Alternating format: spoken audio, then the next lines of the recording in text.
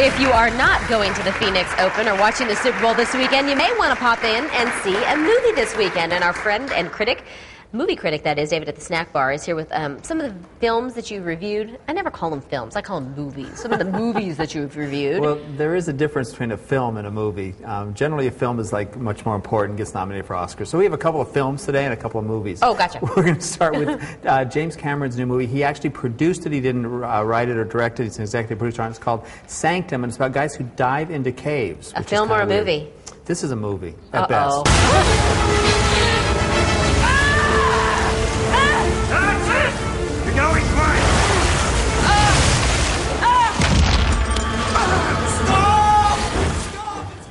Okay, what happens is they're in New Guinea, and they're a group exploring this giant cave system. They're trying to find where the river in the cave runs into the ocean. So they're all underground. Some have been underground for days, others have just recently gotten there. And then, of course, a big storm comes, which they knew was coming all along, by the way, but it comes in and closes the entrance with a lot of water.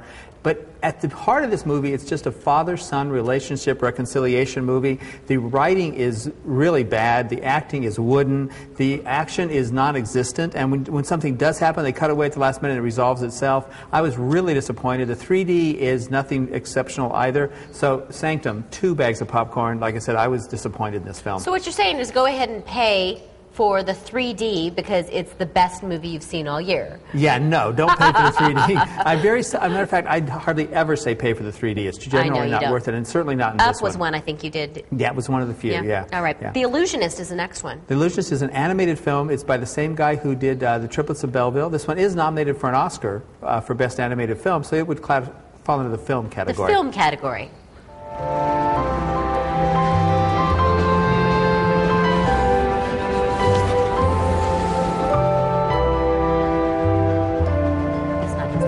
That's not the most exciting scene from the movie. And right, it's not Disney at all. This is more of an adult animated film. It's about an illusionist, a magician, who finds his crowds dwindling completely, and his rabbit's a little feisty, which is one of the funnier parts of the whole thing. There is no dialogue in this movie, maybe a little bit of mumbling here and there. It is French. And then he gets out of being an illusionist, looks for another job, gets a girlfriend, some things go on. It's interesting, but it's not brilliant. It's definitely not something that will keep the kids entertained at all. This is not for children. The Illusionist, 3 bags of popcorn. If you really like different kind of animation, it's worth going to Harkins Camel View to see. I think my eyes get spoiled by Disney. Well, it's a whole different Pixar. concept. Well, plus it's a more exciting plot. This is a very mellow type story.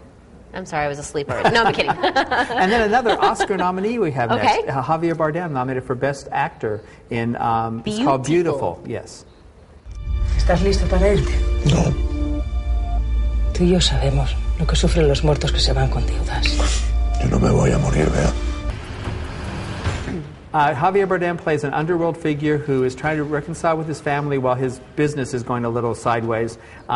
And he's kind of I think maybe you get the impression, and I don't want to give anything away, but that maybe he's trying to get everything put together before he dies. And that may not actually happen. But what happens is, the interesting thing about this is he is brilliant in it. And he's the first actor nominated for an Oscar speaking entirely in another language. So it's the first time. The film is in Spanish. He's worth seeing. 3 bags of popcorn, and like I said, if you don't mind watching subtitles, which I kind of like sometimes, it's worth seeing again. I don't mind watching him. Because well, there you go. And he is the reason to see this He can read the dictionary for all I care. And it's only in Harkins Camel View. Exactly. Yeah. There are people I feel the same way about. So. No, actually, he's been in a couple movies, and I can't remember the name. There was one that was like a Mexican mafia kind of movie. But I don't like, remember the name either. But it's okay. Good. The next one is The Roommate, and the previews alone scare me when they come on my TV. It's very much similar to an old film called Single White Female, Bridget Fonda back in the 80s. It's a throwaway horror movie, 2 bags of popcorn. I didn't like it at all. I would avoid it. It's a pretty cast, but other than that, there's no reason to see this film. You know what's going to happen from beginning to end. All right. So. Well, good, because I don't watch scary movies, so then I don't feel like I'm missing out on Right, well, go see the ones that are nominated for Oscars this weekend, like King's Speech, 127 Hours, Black Swan, True Grit. They're all still out there. Black Swan you really liked, didn't you? It's a good film, yeah. Okay, but that's dark as well. It's dark, but it's well done. I need a shiny, happy movie, like a chick flick. Can you come up with one for me next week? No Strings Attached we had just last week. It's true. So. A little racy, but it's true.